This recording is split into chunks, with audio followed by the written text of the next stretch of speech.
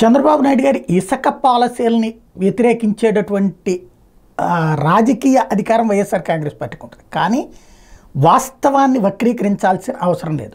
ఏదైతే కొన్ని చోట్ల పెట్టినటువంటి ఏవైతే పోస్టర్లు వీటిని బేస్ చేసుకుని ఉచితం అని చెప్తున్నారు, ఇదిగో డబ్బులు వసూలు చేస్తున్నారు, జగన్ కంటే ఎక్కువ అన్నటువంటిది ప్రొజెక్ట్ చేసుకొస్తున్నారు. అయితే పాయింట్ ఏంటంటే ఖచ్చితంగా ముందే చెప్పారు, నేను గతంలోనే చెప్పా, ఉచిత ఇసుక అన్నటువంటి కాన్సెప్ట్ అంటారు కానీ మినిమం ఛార్జీలు వసూలు చేస్తారు.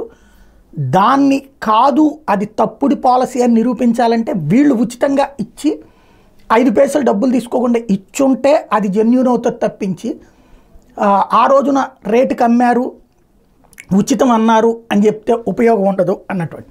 ఇప్పుడు ఉచిత ఇసుక అంటే అటు ట్రాన్స్పోర్టేషన్ ఛార్జెస్ తర్వాత ఇతరత్రా ఛార్జెస్ కలిపి అమల్లోకి వస్తాయన్నది ముందే చెప్పుకొచ్చారు. కాకపోతే ఉచితం అనే పేరు పెట్టడం అనవసరం, కానీ తప్పదు, ఉచిత ఇసుక ఇస్తున్నాం, ఇసుక అయితే ఫ్రీగా ఇస్తున్నాం అని చెప్పేటటువంటి పాయింట్ అక్కడ వాడుతూ ఉంటారు. అది గతంలోనూ జరిగింది, ఇప్పుడు జరుగుతుంది. అయితే ఇక్కడ కంపారిజన్ ఏంటంటే ఫ్రీ కాదు, కానీ జగన్తో పోల్చుకుంటే ధరలు మాత్రం భారీగా తక్కువ. కొంతమంది ఈ ఉచిత ఇసుక గురించి వైఎస్ఆర్ కాంగ్రెస్ పార్టీ వాళ్ళు పోస్టులు పెడుతుంటే ఇట్లా ఉచిత ఇసుక అని చెప్పేసి ఇట్లా అమ్మేస్తున్నారు, అంత అమ్మేస్తున్నారు, జగన్ కంటే ఎక్కువ అని చెప్తుంటే కొంతమంది దానికి రిప్లై వెంటనే, ఇది సోషల్ మీడియా యుగం కాబట్టి వెంటనే ఆన్సర్ ఇస్తున్నారు. ఉచిత ఇసుకతో ప్రజలకి భారీ ఊరట లభించింది, కేవలం రవాణా లోడింగ్ ఛార్జీలో ఉండటంతో ఇసుక చిత్తూరులో 20 టన్నుల ఇసుక లారీ కేవలం 4,000 రూపాయలకు వస్తుందట.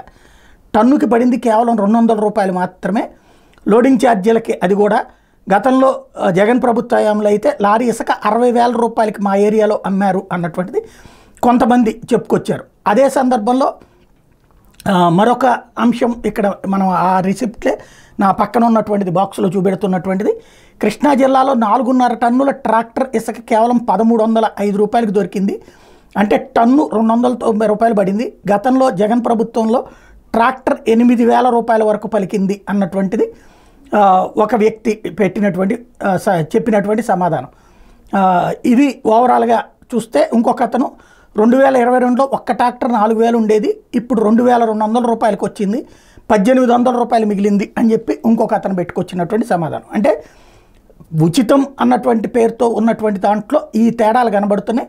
ఓవరాల్గా చూసుకుంటే ఉచిత ఇసుకతో పాటు ఇదే ఉచిత ఇసుక అయితే కాదు కానీ తక్కువకే వస్తుంది. 20 టన్నుల ఇసుక లారీ కేవలం 4,000 రూపాయలకే వస్తుందట.